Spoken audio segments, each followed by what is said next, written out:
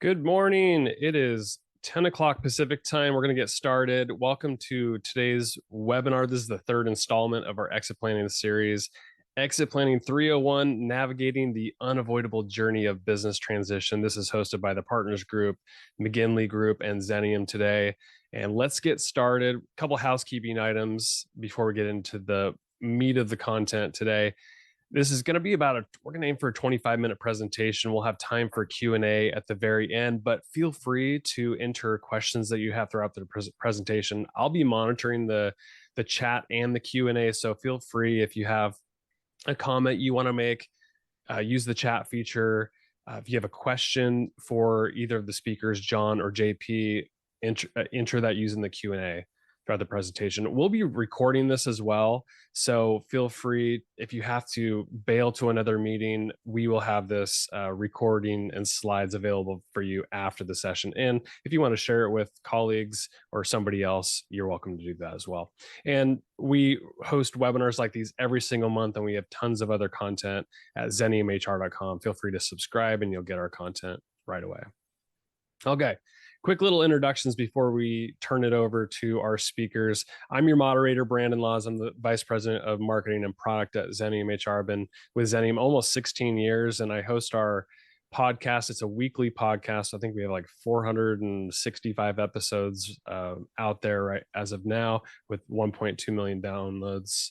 And I moderate most of these webinars. So if you've attended a Xenium webinar, you've likely heard my voice before. So I'm glad to be hosting today's installment of the exit planning series. And John, he has been my right-hand person for this entire series. So John is with the Partners Group, Managing Director and Chief Investment Officer for the Partners Group, a certified exit planning advisor, and bought and sold private companies up and down the West Coast. And just really glad to have John back. You'll get these slides so you can read John's bio and all of his contact information as well. And then for Exit Planning 301, we are so happy to welcome JP Holland of the McGinley Group. He's the founder and principal of the McGinley Group, 35 years of business experience in investment banking and related services, and completed in over 100 M&A and capital raising transactions worth a combined $4 billion value. So for Exit Planning 301, this is your guy. Really glad to have JP. So welcome to today's webinar. I'm going to turn it over to John for a quick recap of where we were at before 301.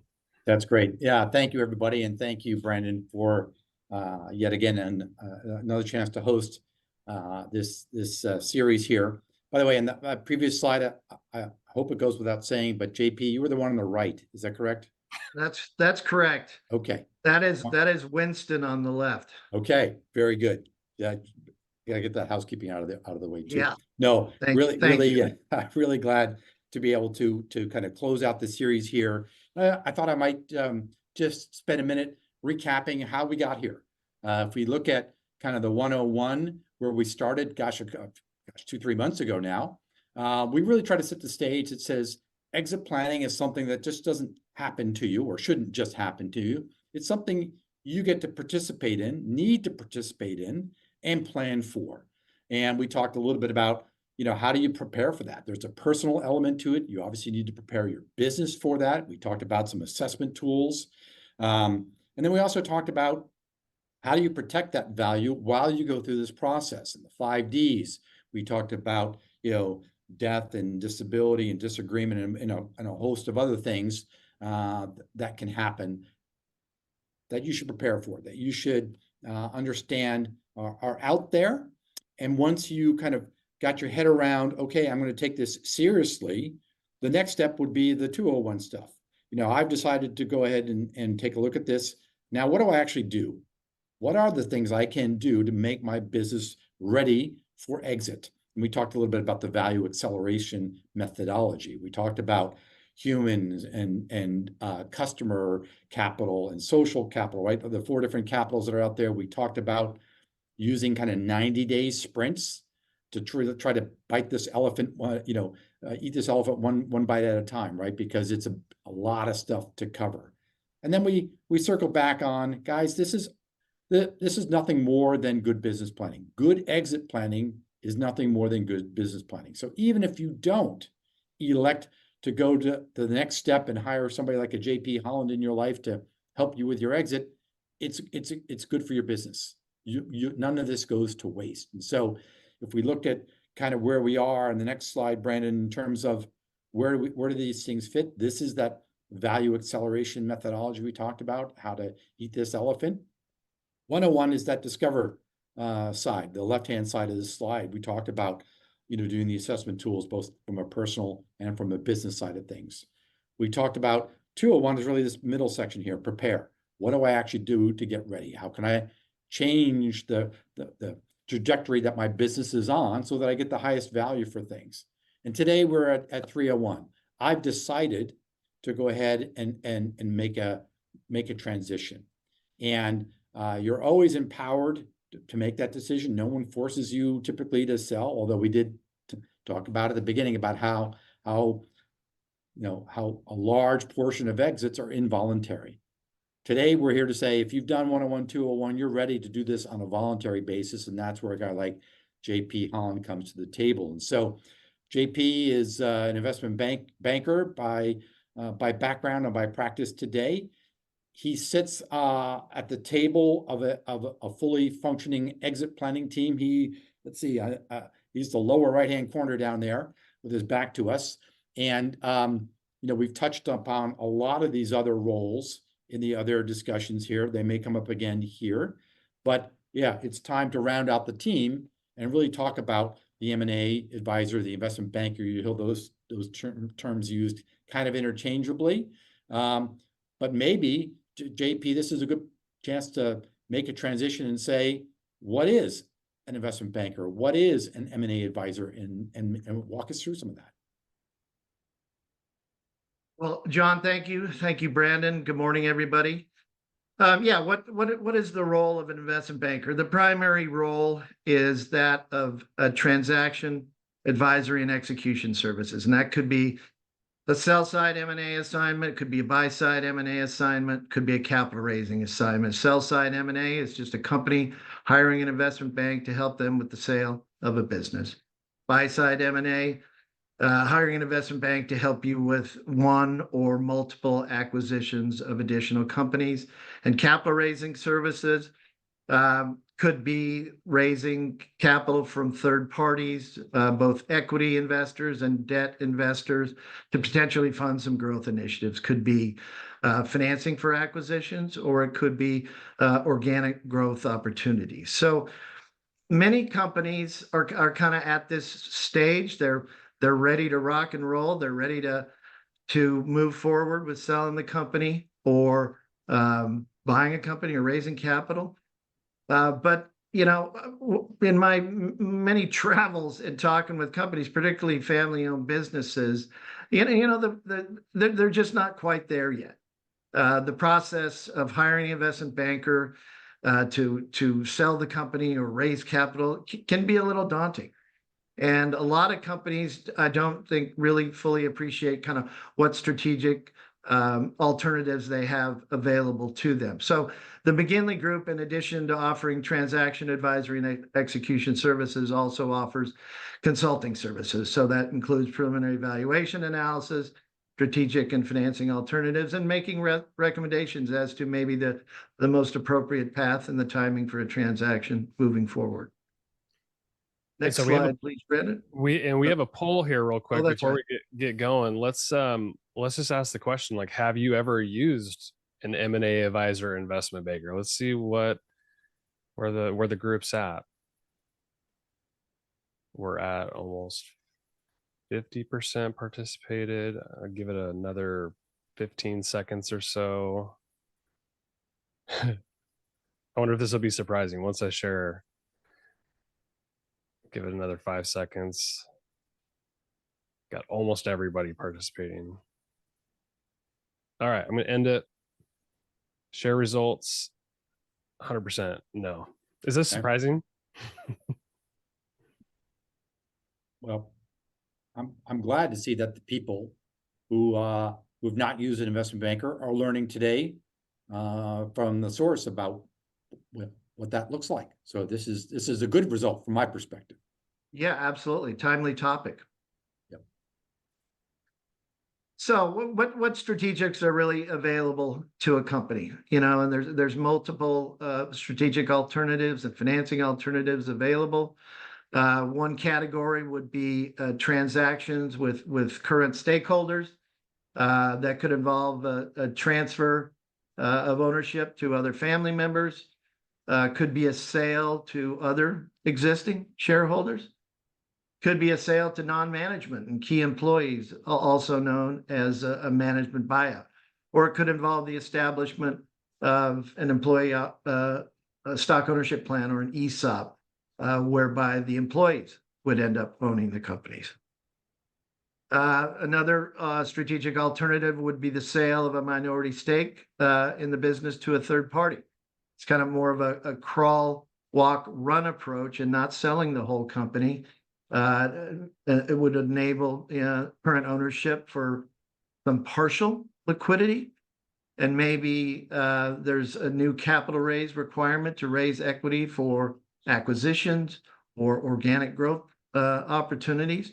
Or it could be a combination of the two. Have the current ownership take some chips off the table in parallel to bringing on a new investor to fund growth moving forward. So, you know, again, it's intended to, you know, keep most of the upside for the current ownership and look for a fuller liquidity event in the future. Another strategic alternative, can you go back, Brandon? Would be a sale of the company to a third party. In the first case, a strategic acquirer. You know, it's worth noting several points about strategic acquirers. You know, the strategics are generally looking for 100% ownership of the acquired business, leaving really not much upside for current owners or management. The strategics will kind of generally not make minority investments. So what we just talked about in terms of the crawl, walk, run approach is really not available generally with the strategic investor. And, you know, strategic investors are often competitors, and therefore they're looking at elimination of certain redundancies in the management team, and they're looking for other synergies as well. And you know, it depending on who the strategic acquirer is, it can have add a lot of dislocation to the company in terms of its employees, its customers, its suppliers, and the company's brand. And it affects the very legacy of the business moving forward, which in many cases is multi-generational. I think it's important to keep in mind as you look at potentially selling to a strategic acquirer. Another strategic alternative available is a sale to a third-party financial buyer. So that could be a private equity group, could be a family office. You know, and financial buyers will look to the existing management team for continued involvement, not only in running the business, but ownership in the business as well, giving the management team some upside moving forward. And financial buyers will look at these minority transactions as part of this crawl, walk, run approach, maybe taking some chips off the table and raising some growth capital. And I think it's important to note that you know, a few years ago, strategics were able to offer pricing which was really superior in many ways to financial buyers. But given the success that private equity and direct family office investors have had over the last several years, they've raised a ton of money, and it's all kind of, a lot of it's sitting on the sideline. I think there's north of $1 trillion now in private equity money that's looking to find a home. That's just a lot of dry powder. And the point being that financial buyers are very competitive price-wise to strategic acquirers.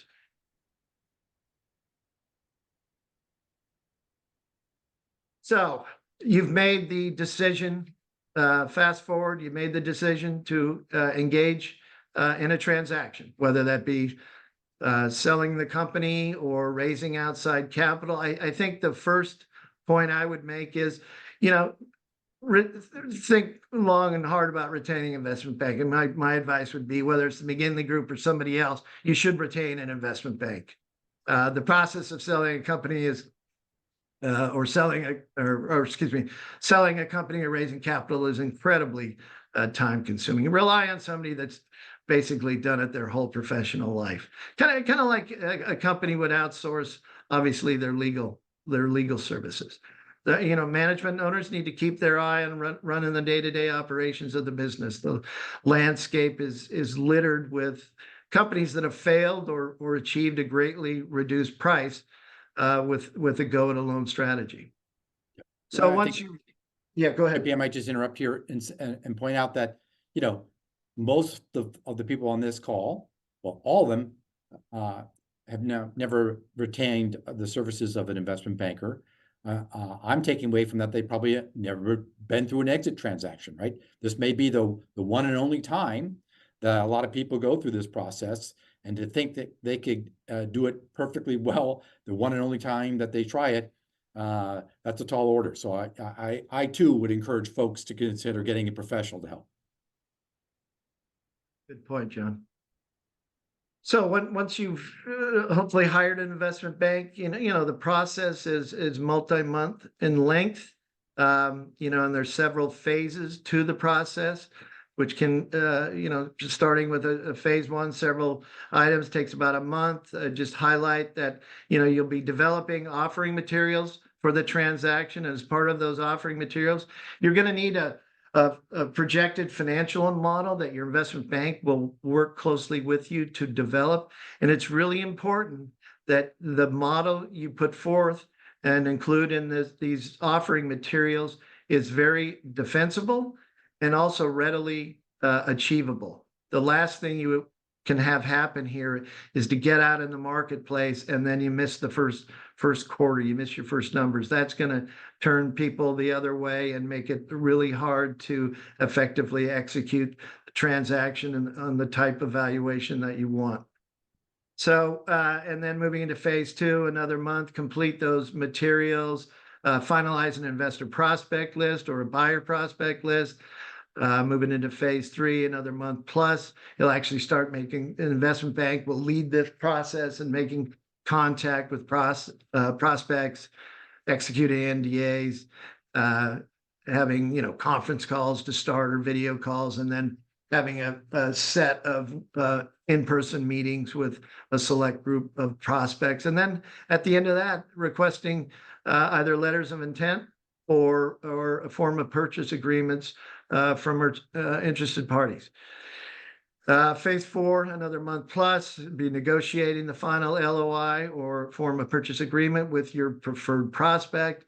And that would lead into phase five, which is an exclusive due diligence period on the part of the preferred prospect, which could last 2 to 4 months, maybe even more. And then phase six, another month to negotiate final documentation and close the transaction. So moving forward, in summary, the timeline's really looking at 7 to 9 months and potentially more, depending on the situation. So what are kind of the components of compensation for investment bankers? There's really two major pieces. There's a monthly retainer, and then there's a success fee. In the case of a company sale, it's based on a percentage of the purchase price. And in the case of a financing, a percentage of the amount of capital raised for the company.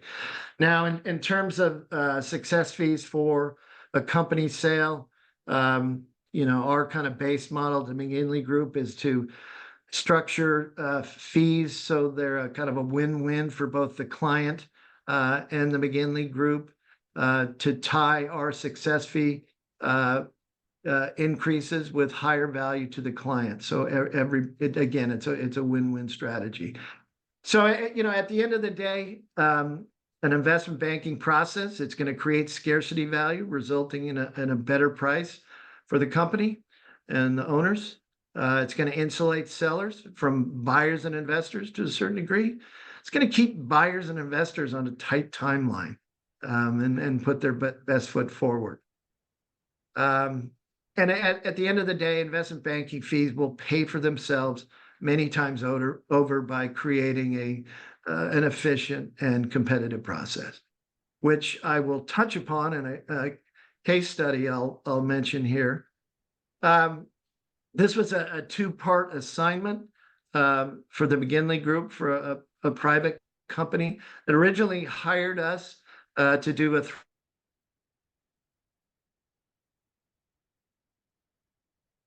3-month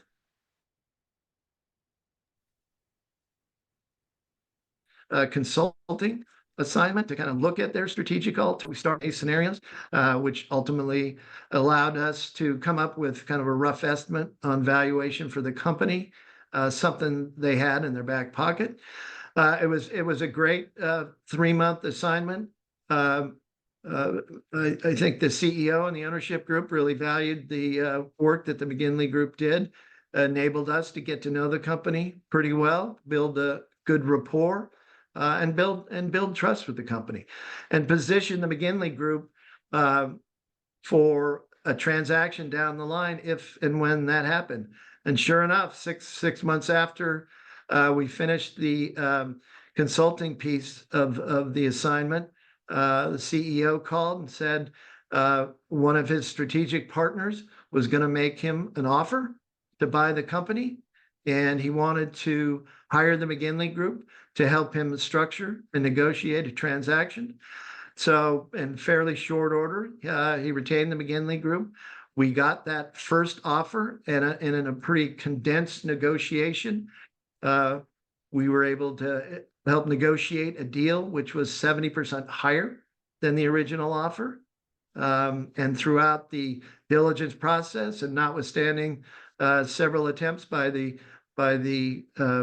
potential acquirer to reduce price, we held firm and got the deal done at the price that we agreed to in the LOI.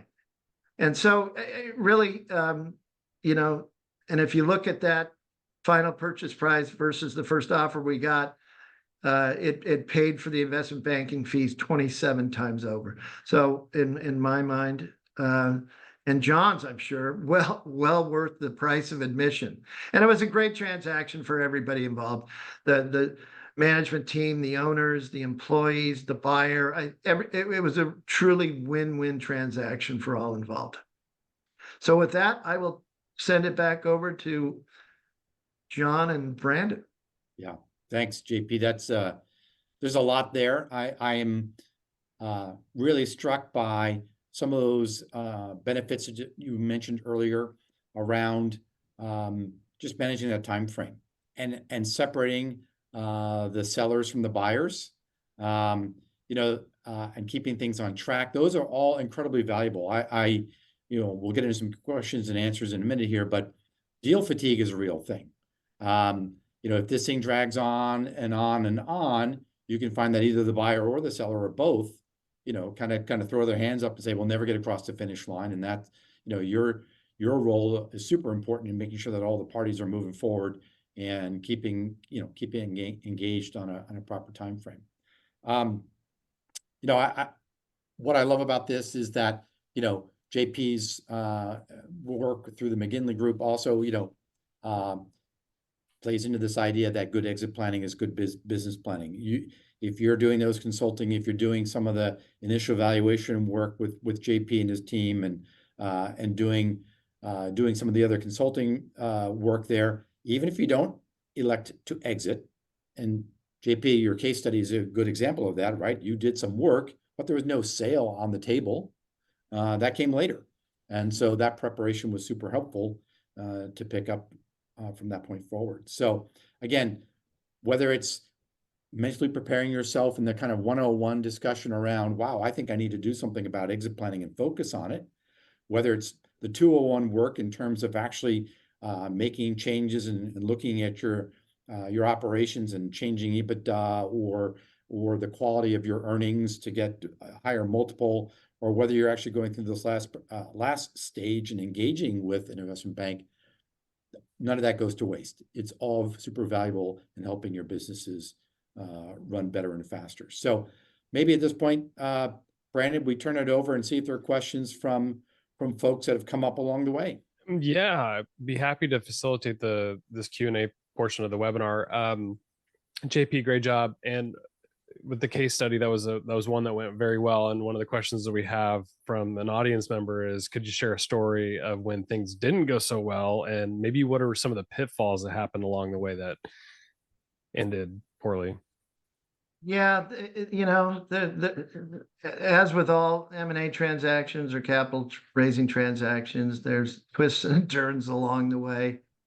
There were a couple of disgruntled employees that were unwilling to sign certain documentations and just kind of being difficult and kind of threatening the result of the transaction, but ultimately worked through that, but created quite a bit of agita along the way. And again, a lot of twists and turns, but we got it over the finish line. Of the 7 to 9 month timeline that you walk through, which is like the hardest phase? And I know every part of it is like about a month sprint, it looked like, but which is the most time intensive or most challenging to get through from your perspective? Yeah, it really all is pretty time intensive. There's a lot of work that goes into creating these offering materials for the investment bank to position you in the best light possible for your acquire audience or your investor audience, to kind of develop a deck which really focuses on your key kind of investment or key sale points, and developing this financial model. It is critically important and time consuming at the front end. So a lot of it, the front end is very time intensive, but depending on how many parties you engage with and what kind of reception you get in the marketplace, it's a lot of work the entire 7 to 9 months. Okay, it doesn't look like we have any more audience questions, so I'll keep monitoring that for now. John, I know you had a couple questions queued up that you thought would be good for the session as well. Yeah, thanks. Related to that last question, JP, what does a good client look like versus what does a bad client look like? You've talked about those employees being a little bit of a stick in the mud. You're wise to address some of those issues early on, but how do you know you've got a good client on your hands? A client that is very involved in the process, and while you're going to insulate the owner from buyers or investors to a certain degree, you need they're all in on this. You're going to require a lot of information, a lot of fine tuning, and you can't get in a situation where the sellers, the owners are just kind of not responsive. And then it happens where people sign you up and then they kind of turn the other direction, and it slows down the process, lengthens the time frame considerably, and makes it frustrating for not only the investment banker, but for people looking to buy or invest in a company. So just active engagement. Yep. And it sounds like if they've done those 2 first steps in the value acceleration methodology, right? If they've got their personal life and their business plans and their financial plans all aligned, and then they've done the work to improve some of the areas they know are weak, you're going to have a lot of that information ready to go when it comes time to engage the investment banker. JP, you also mentioned a little bit about a financial buyer, whether it be the family office, which maybe some of our audience haven't really heard. These are large, wealthy families, either solo or a couple of them come together, where they're investing the money on behalf of a few families, or they could be a financial investor, meaning a management buyout firm or some of the bigger institutional investors out there. If they're not, a lot of them will also ask owners to retain a little bit of skin in the game. whether that be through a small piece of ongoing equity ownership, which begs the question, when do they get that last little piece out? How long do those financial investors actually stay invested in those deals? Right, right. Well, and yeah, in almost all cases, they're going to want to align their interest with yours. So they are going to want continued involvement in either the management or the ownership of the business moving forward to roll over a piece of that equity as you described. And it depends on which type of financial investor. If it's a private equity group, they raise these funds with kind of a 10-year lifetime. And they have limited partners that demand results. So they're going to have to deploy that capital in a specific fund, and resell those companies that they buy in probably 5 to 7 years. Whereas this kind of advent of the family office investor over the last few years, it's really permanent capital. These family offices are very wealthy, and historically they had just invested in private equity funds, but now they're actually buying, owning, and operating companies themselves. And if you're performing well and the family office likes the business, the hold period could be indefinite. Oh, good. Okay, looks like we have one more audience question. How do you retain favorable relationships with potential buyers? And I don't know if this is from the seller's perspective or the whole group together, but JP, what's your experience with that?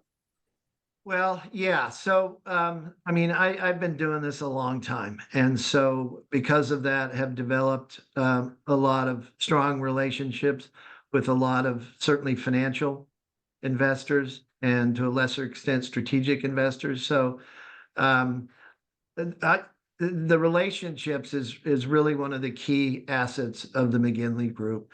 People know me. They pick up the phone right away because they know if I'm calling them about an attractive opportunity, and I know what they're looking for. So there's not a lot of time wasted. So that relationship network in place is really helpful to the transaction. Yep. And I might also add that the way you maintain good relationships with potential buyers who aren't successful, right? If they don't have the highest price or the best transaction to offer, the way you manage those, I think, and JP, correct me if you think differently, but they hate surprises. And if you're managing a process, and that's where an investment banker can really add value, is if it's a known process and it meets all the standards that they're expecting and there are no surprises, they may not win and they'll be disappointed, so to speak, but they won't be upset and disgruntled, right? So that they are a viable candidate for a next successive transaction, if that's what's coming down the road for you folks. That's right. That's a good point, and I'll refer back to that initial point I made on developing quality, readily achievable, defensible projections. No, can't be any surprises there. Yep. JP, do you and the McGinley Group specialize in certain industries? I've touched on a lot of different industries in my career. I think they're listed in my bio, kind of ones that I have touched on over the entire career. At the McGinley Group, I'm focused on kind of a subset of those industries. So it's consumer products, it's consumer services, it's distribution, it's industrial and niche manufacturing, it's industrial services, business services, and what else? Sports, technology. Those are kind of the major buckets. Fantastic. Well, I think that brings us to the end of the webinar. John, unless you have any parting thoughts or any other questions you want to pitch to JP, but I put the contact information for both John and JP on the screen. John, any thoughts before we part? Just grateful for everyone's participation and your help, Brandon, in this. And my hope for everybody listening today would be that wherever you are in your process, get started. Right? Get started with evaluating it from a personal perspective. Get started with making some incremental changes to your business operations. Get started with engaging in a conversation with somebody like JP. Get started, and the ship that's in motion is the one that can be changed course and change direction. It can seem intimidating, but folks like me and JP are out there to help. And I encourage everyone to reach out and get started. Well, I appreciate JP Holland of the McGinley Group and John Woolley of the Partners Group for being a part of this and adding so much value to our audience, who's made up of a lot of business owners, small, medium-sized businesses, and just really thankful for you two and your expertise. I put Xenium's contact information on the screen. We've got tons of blog content, podcast, webinars just like these, and you can follow us on social media. Tons of content. Feel free to consume it all. We'll follow up with the recording and the slides likely tomorrow. And you're welcome to share that with any of your colleagues, partners, anybody like that. And feel free to reach out to JP and John. But thanks for joining for today's webinar on Exit Planning 301. Have a great day. Thanks, everybody.